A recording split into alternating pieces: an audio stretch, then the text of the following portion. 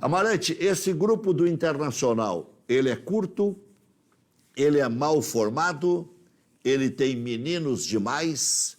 Você ficaria com Lindoso, com Moisés? Essa história de grupo perdedor e atribuindo a jogadores como Edenilson, Patrick, Dourado, Lomba, Cuesta, que tem um lastro grande com o Internacional. Como é que você analisa todos esses pormenores que às vezes são por maiores também, né? Que são os fatores complicadores para qualquer tipo de análise. São bons jogadores? São suficientes? São insuficientes? Precisa de um general tipo Felipe Melo? Eu quero que uma análise mais profunda sua aí, Amarante. O nosso grupo de jogadores, eu vou usar uma expressão que algumas pessoas podem até se ofender, tá? Mas o nosso grupo é a cara da gestão que está administrando. Tu não tem como dizer que o grupo não é o espelho da própria gestão. As dificuldades que nós tivemos no início do ano demonstraram insucesso na realização dos nossos sistemas de jogo, de que forma o Inter ia jogar.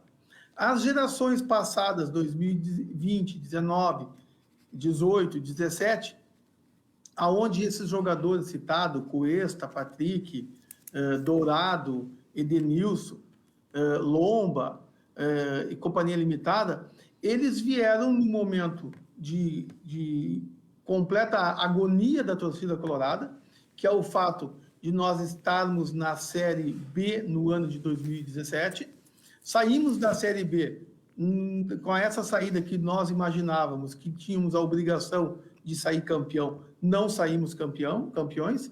Aí o que aconteceu?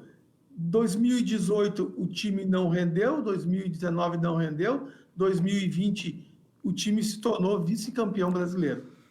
O que tu vê nisso? Tu vê nisso uma evolução de como o time se comportou. Agora, rotular gestões, aliás, grupos de jogadores perdedores, eu sou totalmente contra esse rótulo, porque eu não enxergo nos jogadores o fato deles serem perdedores. Eu enxergo neles uma coisa que é importante, que é o jogador que busca ganhar. Os nossos jogadores buscam ganhar. Só que o grupo é curto. O grupo não tem qualificação em algumas áreas do clube, mas eu não admito alguém falar de jogadores que os outros clubes querem. Se tu botar o Cuesta à venda, ele vai ser vendido muito rápido. Se tu botar o Edenilson, idem. Patrick, idem. Dourado, idem. Entendeu? Então, o que nós temos que fazer? Nós temos que fazer o seguinte, é agregar essa experiência desses jogadores e mesclar com os jogadores da base, mas dar oportunidade para a base do Internacional. E aí sim, tu quer mandar embora o Lindoso? Manda, mas acha dentro do grupo alguém igual ao Lindoso. Não é de se desfazer por se desfazer, porque a fotografia desse grupo é uma fotografia de derrota. Não. Criar o estado de derrota dentro do vestiário foi que nós criamos, porque nós passamos o ano de 2017, o ano de 2018, 19, vamos reerguer o Internacional, vamos, aquele discurso de dizer que vamos fazer um esforço danado para que o Internacional melhore. E sempre com aquela desculpa, vamos reconstruir. O Inter foi desmontado. O Inter não foi desmontado. O Inter teve uma gestão que foi totalmente, vamos dizer assim, ruim para o Internacional em 2016, que levou o Internacional à segunda divisão, que, de alguma forma, surrupiaram valores do Internacional. A Justiça está aí para dizer isso e vai comprovar isso. Todo esse insucesso que o Inter fez, ficou fácil tu marcar na paleta os jogadores.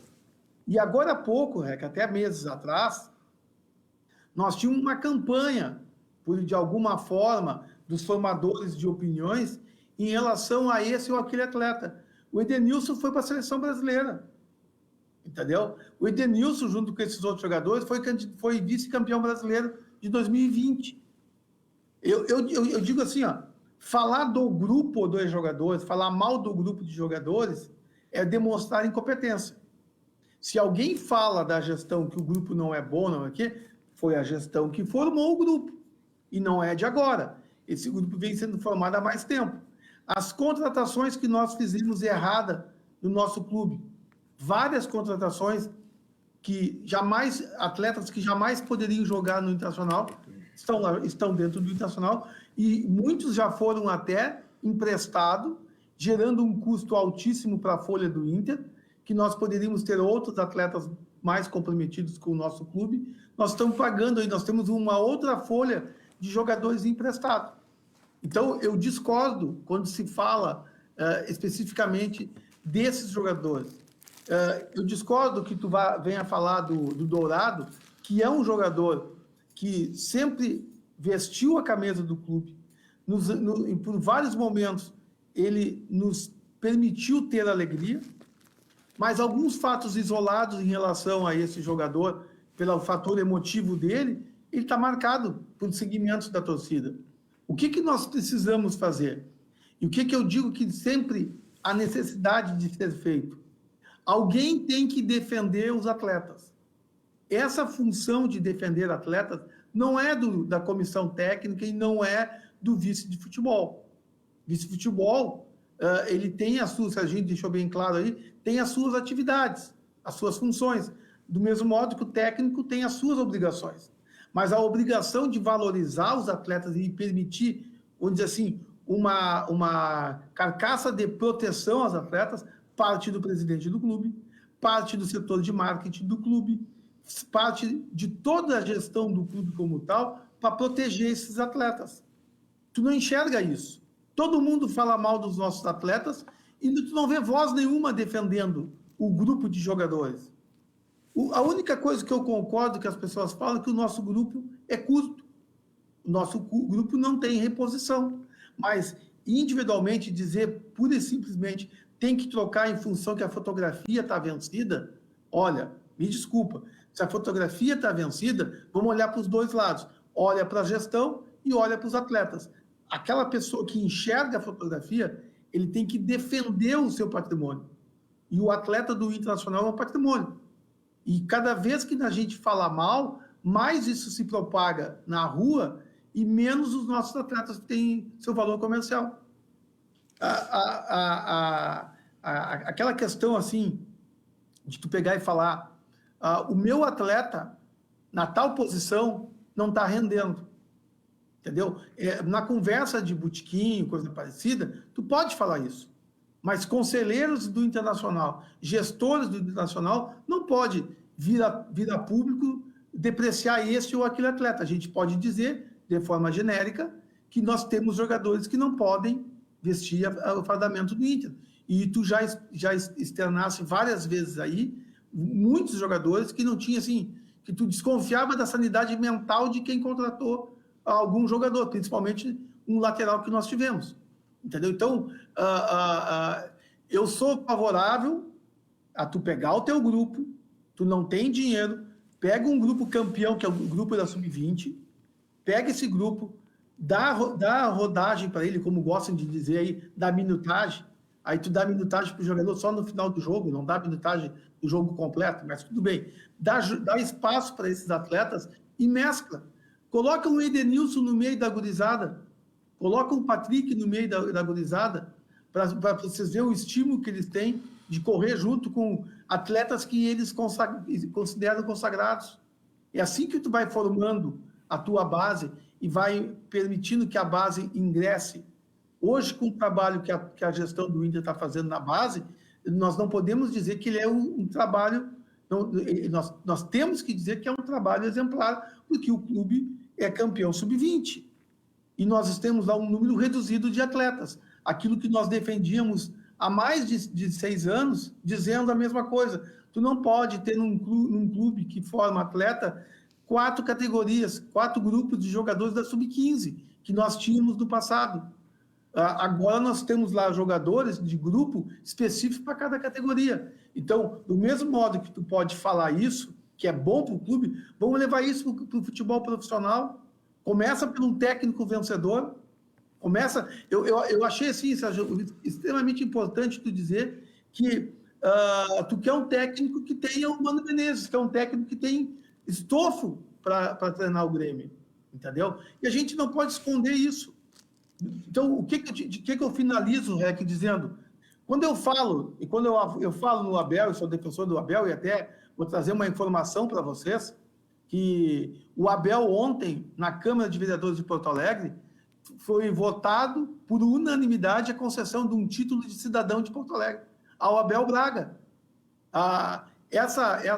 Esse título foi dado pelo vereador Mauro Pinheiro, mas eu não vi na rua falarem sobre isso. Só o requito. Oi? Só o requito. Mas quando eu falo isso, eu não falo de ti, porque tu na realidade, fala sempre de todos. A forma como tu conduz as coisas, a forma como tu trata o Inter e o Grêmio, é gostoso da gente ver. Tá? E aí vem algumas coisas, depois que o meio de comunicação do futebol inventou de colocar a camiseta, ficou um horror. Não tem gente que não dá mais para tu ouvir falar. Porque antes tu admirava quando a pessoa falava sobre futebol, hoje eles falam sobre Grêmio ou sobre Inter, fazendo uma maior irradiação do ódio entre as torcidas. Eu gosto da forma como tu conduz. Tu fala mal do Inter, fala mal do Grêmio, fala bem do Inter, fala bem do Grêmio. Tu está naquele momento de dar notícia, dar tua opinião, e a gente respeita, e eu respeito muito o fato de tu ter uma memória fabulosa. Eu fico assim, quando eu vejo tu relembrando coisas, eu fico assim, olha, pô, que coisa interessante. E até relembrando, quando o Serginho falou sobre que o Grêmio vai para a segunda divisão, e tu disse que tem uma chance, a chance do Grêmio ir não é os jogos paralelos, a chance é o Grêmio. Lembra em 2016, quando a gente começou a ter oportunidades que os outros times perdiam e nos beneficiavam, e nós não ganhávamos os jogos? Está igual o Grêmio agora, o Grêmio está parecido. Amarante, eu preciso